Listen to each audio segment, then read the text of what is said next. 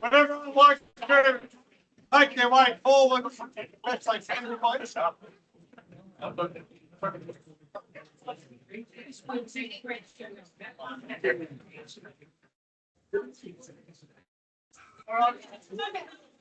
In her wisdom, Sandra decided we won't have a microphone. So if you need me to say things 4 or 5 times, just keep calling out. I didn't hear you. Need to tell the other end to shut up. For those who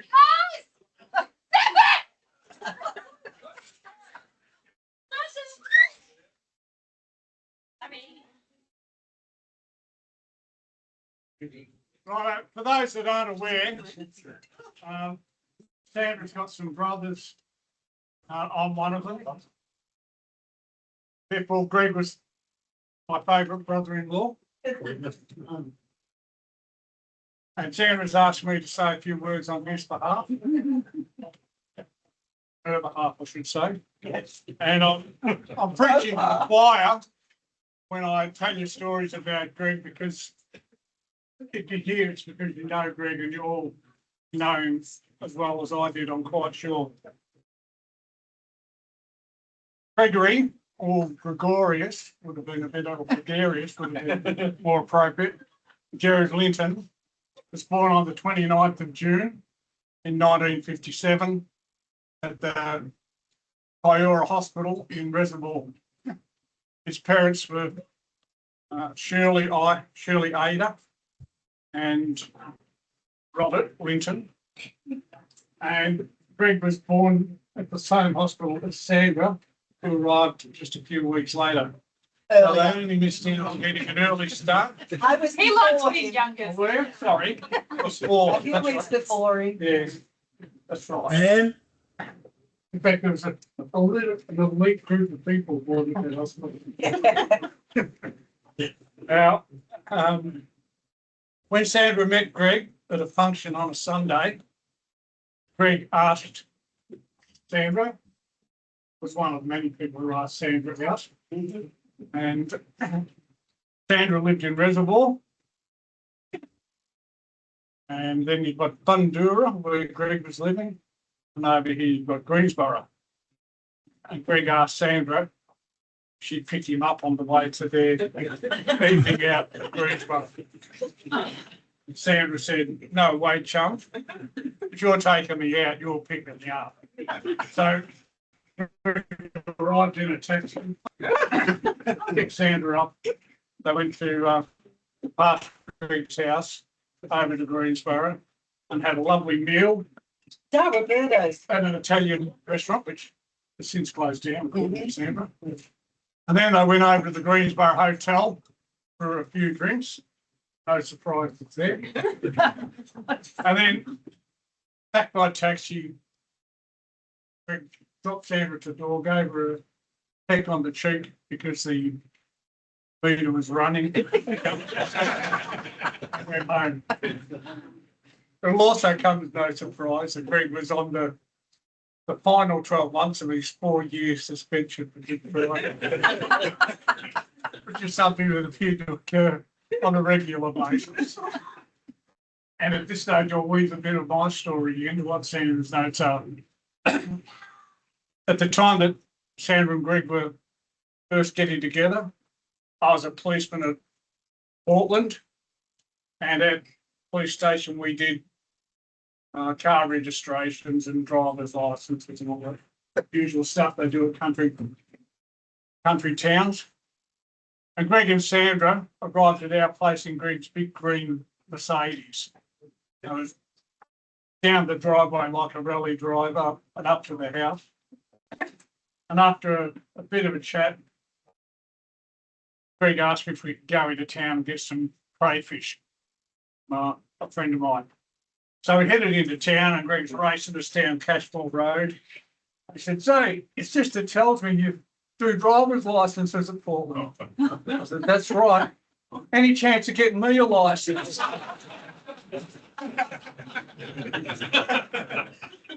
That's the sort of person he was. What you see is what you get. And as it says on the photos over here, on his T-shirt, it's only illegal if you get caught. It's actually confessing to me. He still got away with it, but he didn't get a driver's license. So back to Sandra and Pretty Greg's broad story. then.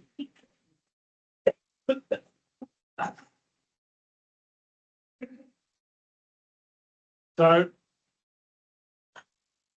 as I said, Greg didn't have a driver's license at the time that Sandra met him. And unfortunately, after his 11 or more convictions for drink driving and other associated misdemeanours, he passed away without a driver's license. It's sad to get even further. Of course, there was the time that Sandra brought Greg home to meet the family. And we all know Greg, and meeting him the first time, especially when he was younger, is something most people don't forget. And my dad was a bit shocked when Greg came in, going, "Oh, Sandra, what are you doing now?" And Mum hid in the kitchen doing the dishes, muttering under her breath. But it didn't take long before Greg had ingratiated himself into their family, and they came to see that Greg was an actual diamond in the rough, and a diamond is a diamond regardless of whether it's been cut. And Greg fitted into our family really well. He really loved our sister, and his daughters, his daughters turned out to be a great mirror of Greg and their personality, and they turned into these wonderful girls, of whom Greg was extremely proud. And the associated grandkids are always popular in Greg's life. Go back to my notes. As it turned out, Greg's dad Bob and my father Ron, they went to Reservoir Primary School together, and even though they were living a great distance apart, it just goes to show how small the world it is. When Greg arrived at our place the first time, came down in his shorts and singlet, very similar to the photo that's on the cup holder that's been provided everybody here today. And our son Christopher was only maybe 4 years old at the time. And Greg's come in with his stubby in his hand and his T-shirt and singlets, and Chris has looked at him and said, "What are you doing drinking beer? You shouldn't drink beer. What are you doing with that cigarette? You shouldn't smoke." And what have you got all those pictures all over yourself for? So judgmental, Chris. Greg did. Oh, Jesus. Bit of a swearing, you know. And that was a memorable occasion for us.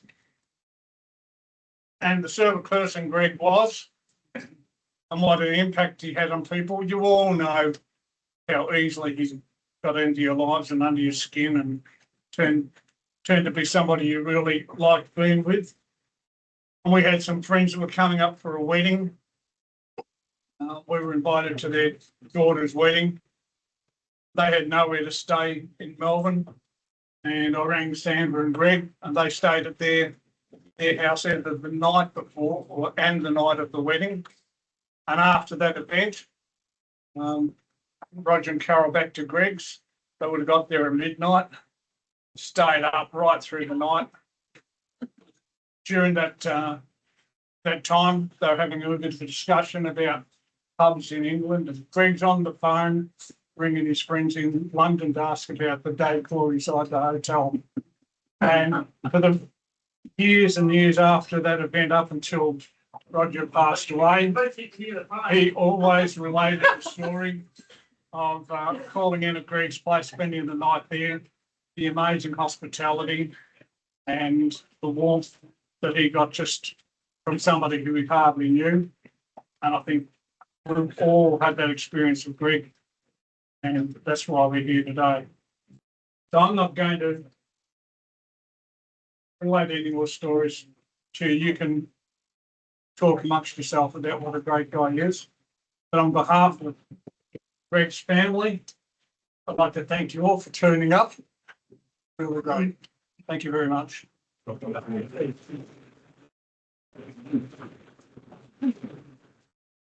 found the microphone. And ironically, I'm the one that doesn't need one.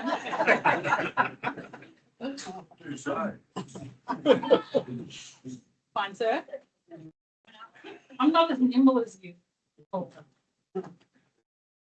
That's what no smoking and no drinking does. Yeah, no smoking and no drinking. Today I have the privilege of speaking on behalf of several people who loved Greg deeply, so please forgive me if this tribute is a little on the long side. Seeing so many people here is a testament to the type of bloke Dad was and the impact he had on everyone around him. He would be truly touched by the turnout. Before I talk about Dad as a husband, father, grandfather and family man, I want to first acknowledge another huge part of who he was, his mates. If you were lucky to call him a friend, you had a friend for life. Dad was incredibly generous and one of those people who would drop everything to help someone out, whether it was lending a hand, shouting a beer, or simply being there when someone needed him. That was who he was. He never kept score and he never expected anything in return. Dad had the ability to make friends wherever he went, and looking around the room today, it's clear. I'm not going to look around the room because I need to read. It's clear just how many lives he touched. We have people here that have known him for decades alongside people he only met here recently. And I think it's a testament to the kind of man that he was. He loved being around people, and the local pub wasn't just somewhere to have a drink. It was where he caught up with mates, met new people, shared stories, solved the world's problems, and stayed connected to the communities that he loved. Over the years, Dad left his mark on plenty of local pubs, and more importantly, on the people in them, from the Eltham Hotel to the Panton Hill Hotel to the Royal St Andrews, Mangalore Hotel, Flowerdale Hotel, and finally here at the Grand Central in Yea, he built friendships that lasted a lifetime. To all of Dad's mates who are here today, thank you for the laughs you've shared with him, the stories you've told over the past few weeks, and for being such an important part of his life. I'd now like to read a tribute written by Dad's Uncle Jake, his confident and lifelong friend, who unfortunately couldn't be with us here today. For context, Jake is a 91-year-old Navy veteran living his best life on the Sunshine Coast with his wife Anne. My nephew, Greg Linton, 27th of June 1957 to 14th of June 2026. He was a Jack Reacher to me and just passed shy of his favourite birthday, 69. I was in the UK when Greg entered. Come on now. I was in the UK when Greg entered this world, and I'm sure there must have been some stellar event or the Japs bombing Darwin to announce his arrival. Sadly, if Greg had preceded Trump, he would have put a stop to all the nonsense. Forgive me if I jump backwards and forwards through the years. My first real memory of Greg was seeing him outside the family home, tearing around on some sort of weird contraption with that wide, infectious smile that everyone who knew him will remember. Rob, or Bob as some knew him, was my elder brother, and both him and our other brother Jim absolutely adored Greg. They were constantly looking at him in awe, wondering where he'd come from. Greg wanted for nothing and progressed from anything with wheels to motorbikes and eventually the fastest Ford that Alan Moffat ever drove. At 16, Greg obtained his South Australia driver's license. He now had all the tools he believed he needed to become a man about town, and I believe he enjoyed a very successful career.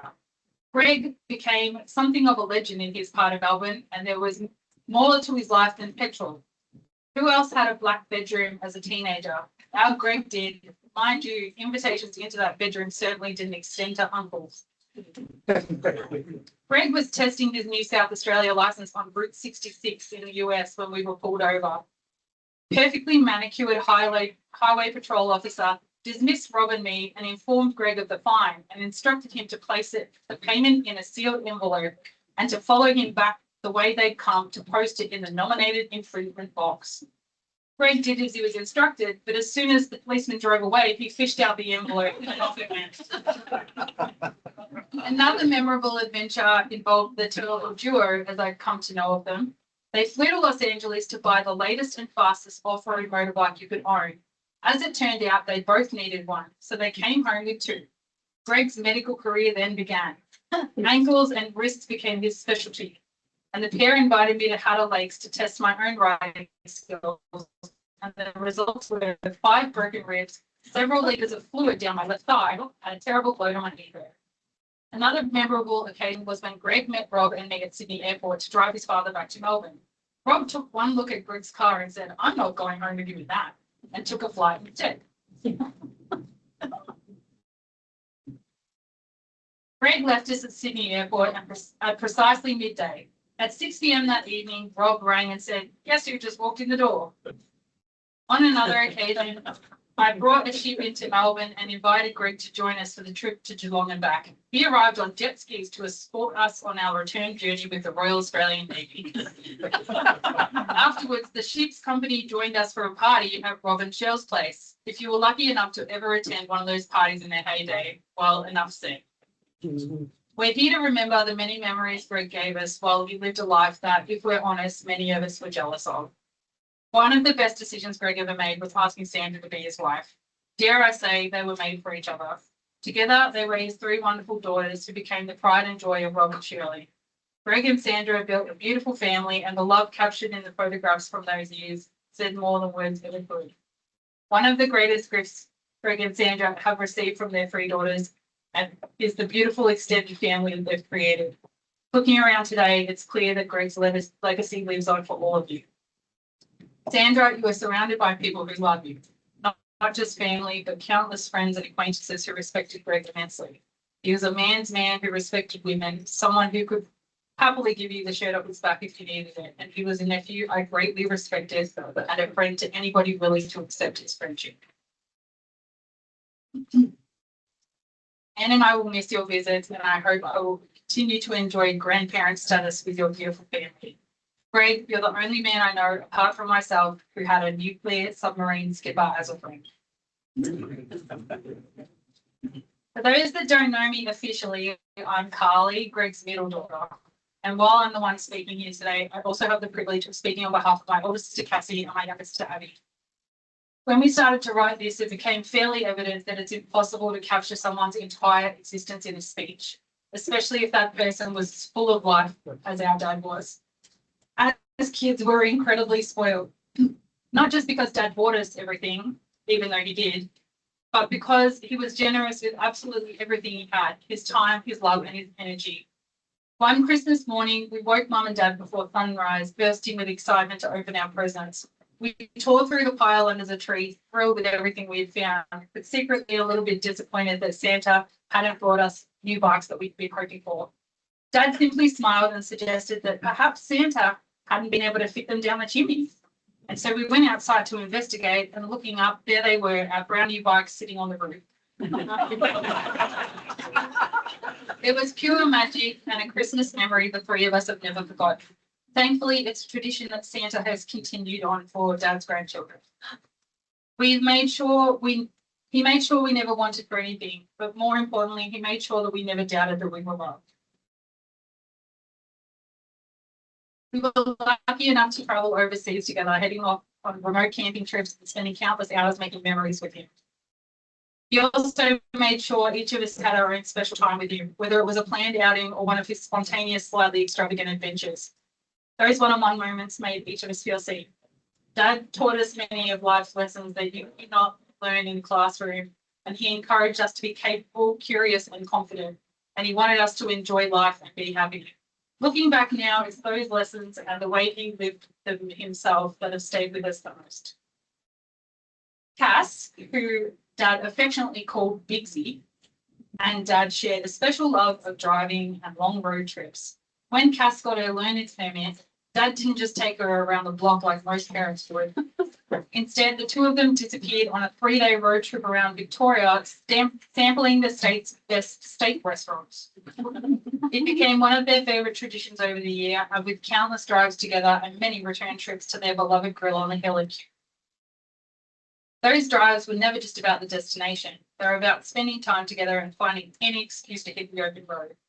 If there was a steak at the end of the drive, even better. When Cass was in her early 20s, surprise, surprise, Dad lost his license for drink driving and promptly employed her as his personal chauffeur. Officially, it was so that he could keep his business running efficiently. Unofficially, I think that there were more early knockoffs and long lunches during that period than any other working time of his life. One of Dad's trademark catchphrases was drive fast and take chances. Cass adopted the saying with enthusiasm, inheriting not just Dad's love of driving, but also his adventurous spirit. Abby is Dad's youngest, who he nicknamed Droopy Jaws, a term he coined when she was a toddler and she would walk around with a full nappy dragging behind her. Abby got a pretty good deal being the youngest, as she got the most softened version of Dad. She was even lucky enough to steal Dad away for a father-daughter trip to Bali when she was a teenager, and they flew business class, which she rubbed in my face a lot. And she treasured many other holidays together. Dad had a way of making even the most ordinary days memorable, and a quick trip to pick something up would somehow become an all-day adventure, complete with a pub stop for lunch, plenty of stories, and a few wrong turns along the way. Abby loved tagging along with him and climbing around house frames that he was building, although she also learned the hard way that you should listen to your dad, not to go near post holes full of water. Music and the two of them shared. Wherever they were, one song would inevitably lead to a game of who sang this, as they test each other's knowledge and try to outdo each other. I will make mention that the music playing in the background here today is Dad's Spotify playlist, and it is very uniquely brief. Within 5 minutes of meeting Dad, 3 things are almost guaranteed. You'd hear a great joke, be told an unbelievable story, and probably be on the receiving end of one of his cheap insults. That was just a way of him welcoming you. When Abby's husband, Jaden, first met him, he was convinced Dad didn't like him at all. And Abby simply told him, give it back to him just as hard and you'll be fine. Sure enough, from that moment on, they became great men. I'm not far off finished. But that was Dad. Beneath the tough exterior, he was one of the kindest, most generous hearts we've ever hoped to know. Dad had a way of making people laugh wherever he went. He loved a joke and never missed an opportunity to stir someone up, especially if it was one of us. Dad called me middle-sized, and as you can tell, he was gifted with assigning nicknames. For me personally, one of the things Dad loved most was embarrassing me, particularly during my teenage years. On one occasion, I was running late for high school, so Dad drove me there in Nan's old Nissan Skyline. Instead of dropping me discreetly at the gate like any normal parent, he drove right into the school grounds. As I hurried out of the car, hoping no one had noticed me, Dad jumped out wearing nothing but his horny devil boxer shorts and started, where are you going? Where's my kisses? I love you. At the time, I was absolutely mortified, but while I was running away, I was also kissing myself laughing. Looking back now, that's one of the memories that make me smile. That was Dad. He found joy in making people laugh, even when it came at our expense, and somehow he always knew exactly how far to push it before flashing his cheap grin and making it impossible for us to stay annoyed at him. As the year passed, I got quite good at turning the tables and embarrassing Dad instead. Often resulting in one of his favourite quotes, "You couldn't have come from my loins." I, like my father, will never let the risk of offending people get in the way of a good joke. As we got older, Dad slowly stopped being just our dad and became one of our best mates as well. He was still the first person we call when we headed to the pub for a beer. When something exciting happened, or when life wasn't going to plan. But he was also the person we bring just to have a chat, stir each other up, or hear a laugh. That closeness naturally extended to our partners as well. Trent, Paul, and Jaden weren't just part of the family because they were with us. They became mates with Dad in their own rights. He welcomed them without hesitation and enjoyed spending time with them and made sure they always felt like they belonged. I would like to extend my thanks to each of them for being so great to him and doing the heavy lifting around his property when he needed it. Looking back now, we realised how lucky we were. Not everyone gets to grow up and become genuine friends with their dad, but the three of us did. As adults, we didn't just love him because he was our father, we loved spending time with him because he was such good company. In more recent years, Dad took on one of his favourite and most important roles, that of hubby. He absolutely adored his grandchildren, Jake Danger, Riley Ace, and Indy Ray. To them, he wasn't just pappy, he was their playmate, storyteller, and partner in crime. He loved reading them stories, chasing them around, tickling them until they couldn't breathe, and teasing them just enough to get a reaction. They were lucky enough to know and love their pappy, and they'll grow up with wonderful memories of fun, laughter, and unconditional love. Sadly, Dad didn't get the chance to meet his fourth and most likely final grandchild, Millie Ada, who was born only a week after he passed. We know how disappointed he would have been that they didn't meet, but we know exactly how he would have felt. He would have been absolutely over the moon to welcome another beautiful and lovely girl into the family, especially one carrying his mum Shirley's middle name. Finally, there is absolutely no way I could stand here and give a speech about Dad without talking about Mum, aka the dragon. But quite honestly, I think Dad would find me from wherever he is and smack my ass. Mum and Dad were true soulmates, but like any couple, they had their moments. And Dad could certainly be demanding and a bit of a smartass. But they generally loved being together. They laughed together, travelled together, and tackled life's challenges together. And built a wonderful life and family together. Dad was incredibly proud of Mum, not just because she was his wife, but because she was his best friend, an amazing mother to the three of us, the most devoted grandmother to our grandchildren. He never missed the opportunity to tell people how lucky he was. Mum, on behalf of Cassie, Abby, and myself, we just want to thank you. Thank you for loving Dad so fiercely and standing beside him through everything. And a special thank you for the incredible care, patience, and dedication you gave him, particularly over the last few years when he needed support at home.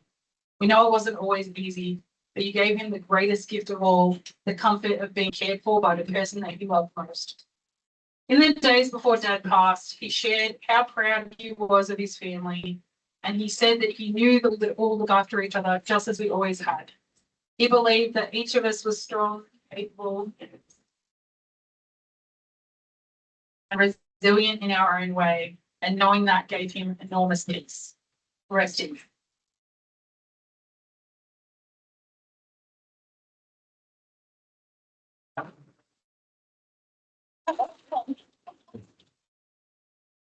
Rolling?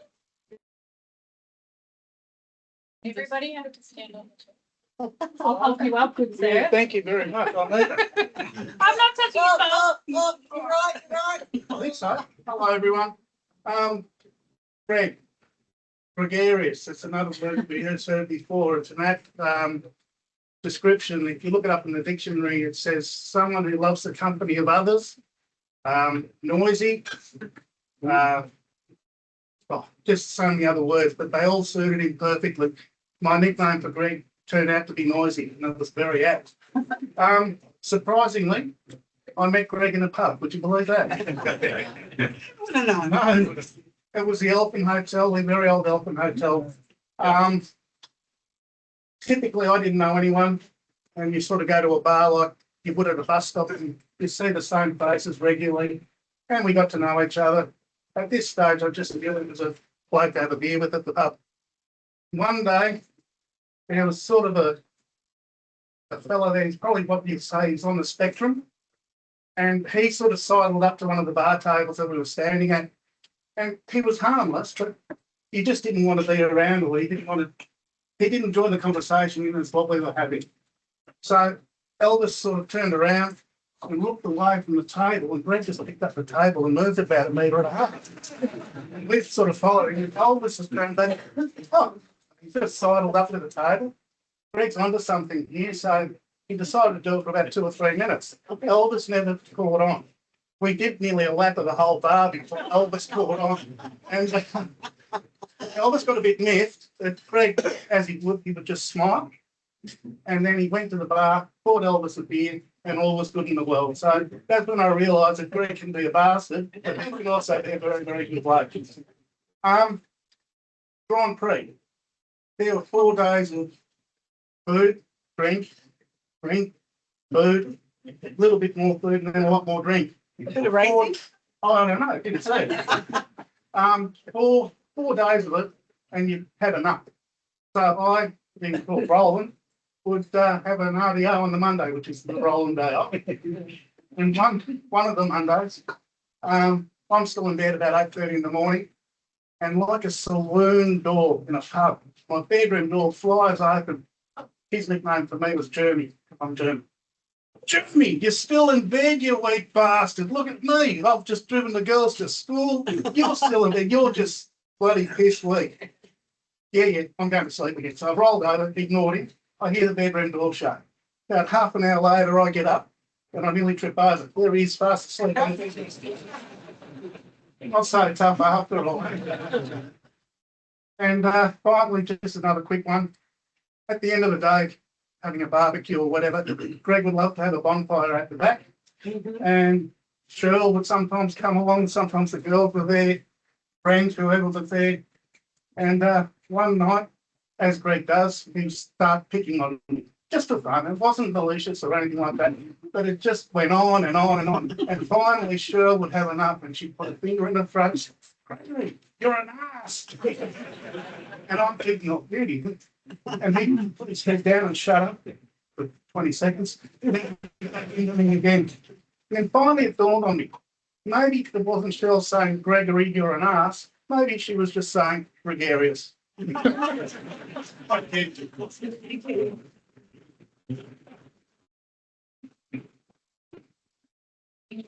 Thank you, John. Miriam? Yeah. You don't have to stand up there if you don't want. Oh, here, I'll stand on the table. Keep your clothes on. Oh, I'm used to that. No, can hear on thing. Probably if you speak right into it. I'll do my best. I might take off the boots. The back. Could you bring a close up? You need green tie. That's my dad. Maybe 80 miles. Maybe he needs. So we got just help. Well. Right? Yeah. Look at this for a minute. Miriam, stand on something.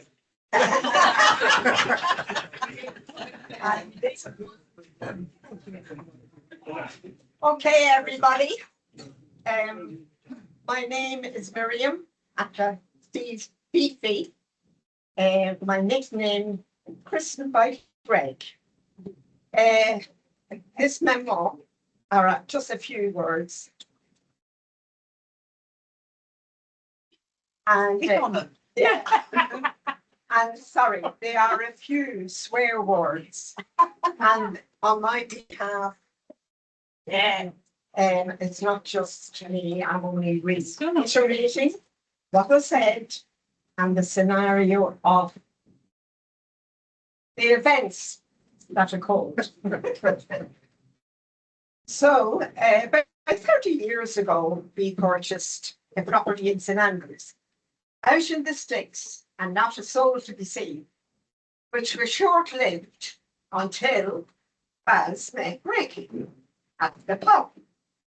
He was late home that particular evening. This is Barry, mind you. You can identify with that, Sandra. Merry, very merry. Yeah, I had only to say he met this guy and described him as being an adventurous and fun. And to be honest, I don't know where to start, but Barry said, he's a nice lad, but he never shuts up. Look, I would be here all day, like everyone else, you know, reminiscing on things and memories. But the first one that comes to mind is you and I, Sandra, if you remember this, and without a doubt, we bid it. Remember that whole bloody thing on the television, that auction, travel auction thing? Get your bid in, get your bid in. And things was running very slow on it, and lo and behold, we were lucky, Sandra, very lucky indeed, that our auction price was successful. We were heading to Bendigo, which included in the package a flight in an old war fighter. Oh, yeah, twin engine, feature airplane. Now the boys knew nothing of this surprise for them, but unaware what it entailed, we arrived at this paddock with a runway shorter than a bowling alley. So the pilots approached the men, the boys, went through some safety procedures, etc. Any questions, gentlemen? And of course, Greggy asked, you know, with that cheeky grin, mate, why are there two planes?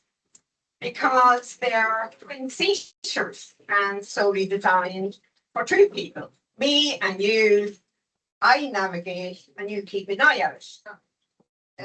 Oh yes, shit, yeah, okay. And what am I supposed to be looking out for? The other plane, mate.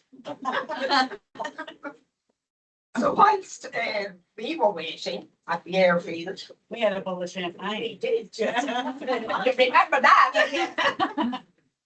What else would one do? Only pop a bottle of champagne.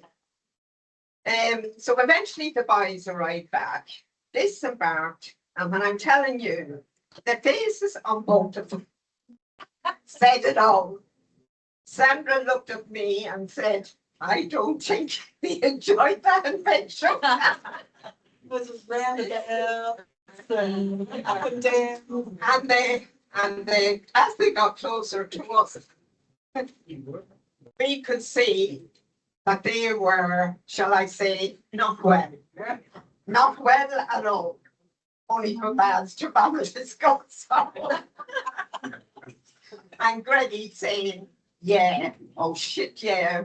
We were like ragged dolls up there, somersaulting, maneuvering above and below each other, side by side. And at that stage, I blew back as a kiss. A kiss was ash goodbye. And you two bitches sit there at our torturous expense, guzzling effing bubbles. Oh God. On one occasion, we were on our way to Cobra, and Greg asked Baz, would he like to drive their new Mercedes?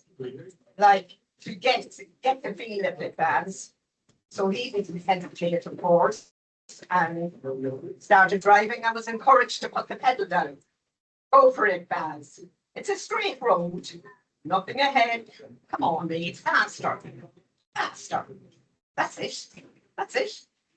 Until we heard the siren and flashing lights. And of course, the use issued with a fine.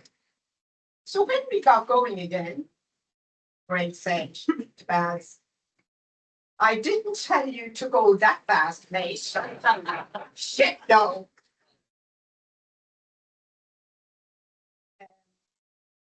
In an evening, up at the pub, Terry would bring out the newspaper to do the crossword.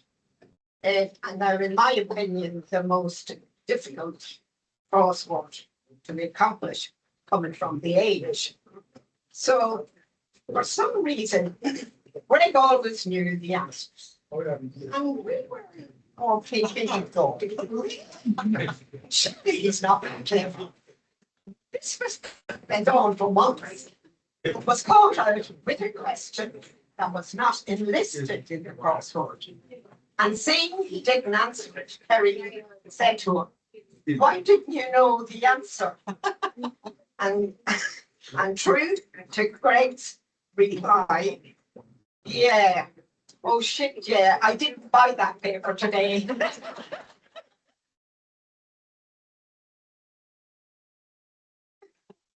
Anyhow, we all know he was generous, and I can assume we can all relate to that. He was a lovely, lovable Larrigan. He was adventurous, but most of all, he loved Sandra, Cass, Carly, Abs, and his grandkids. And of course, your grandkids. Greg, you will be sorely missed. Or by everyone. Excuse me. It's hard to believe that we will never see your generosity, fun antics, your love for Sandra, the girls, and that bloody Marebury cider. Your exceptional knowledge of crosswords. Oh yeah, shit, yeah. Your hugs, kisses on the cheek, mind you, and turning out at her wedding wearing a long hair blonde wig that knocked me back for 6. Yeah, I've not been back for 6. And sorry. Yeah, until I see his face. And that big cheeky smile. Anyhow, back to the pub. We would always be playing darts, and on dart nights, with our piss guys, we'd be hanging around for someone to get that bloody double one. So for hours and hours, you know, we were. It would be 1 o'clock when we'd be leaving the pub, and that's in the morning. Anyhow, to conclude, as we are all getting younger. Yeah. Got it? Yeah, got it. Let's keep in touch before we get too old. And as Greggy would say, oh shit, yeah. Easy, that's a plan. So rest in peace, mate. Love to you all. Cheers to a Larrikin who just loved everything he did in his life in this cruel world. I think you.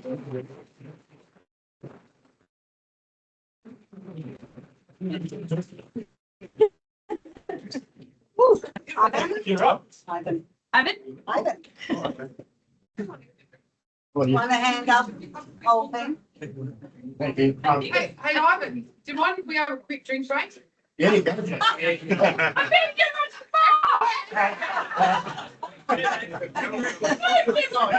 It's not happening. what are we drinking? That's what was wrong with me. And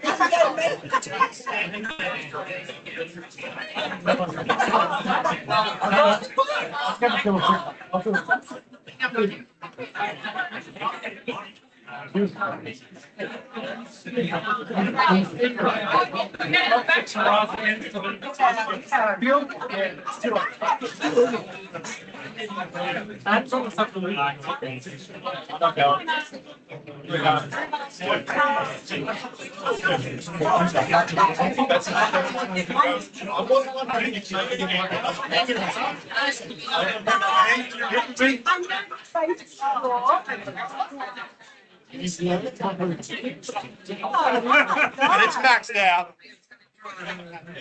I just thought. I think that's the thing. It wasn't like an ice cream cone.